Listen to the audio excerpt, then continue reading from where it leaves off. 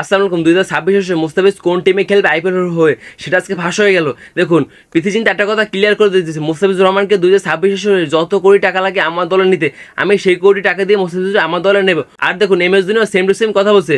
MS Dhoni বলছে মুস্তাফিজুর রহমানকে আমরা কিছু পলিটিক্যাল ইস্যুর কারণে আমাদের দলে নিতে পাইনি। আর দেখুন, এই বছরে মাত্র 3টে ম্যাচ খেলে সবাইকে পিছনে ফেলে দিয়েছে মুস্তাফিজুর রহমান। আর দেখুন, তিনি এই বছর কীভাবে বল করছে দিল্লি ক্যাপিটালস হয়ে, দেখুন পাঞ্জাবের বিপক্ষে দারুণ খেলছে। তারপর দেখুন শেষ ম্যাচও তিনি দারুণ খেলছে। আর দেখুন, তিনি ভাই রোহিত শর্মা উইকেটটা নিয়ে একেবারে সারা ফেলে দিয়েছে। আর দেখুন, রোহিত শর্মাকে আউট করার পর সবাই মুস্তাফিজুর রহমান ফোকাস দিছে কত কোটি টাকা দিয়ে মুস্তাফিজুরকে নিতে হবে।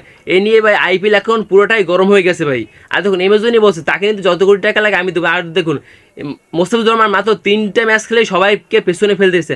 আর দেখুন, মিচেল স্টার্কের থেকেও তিনি এখন বর্তমানে ভালো পারফরমেন্স করে দিয়েছে মাত্র 3 ম্যাচ খেলে।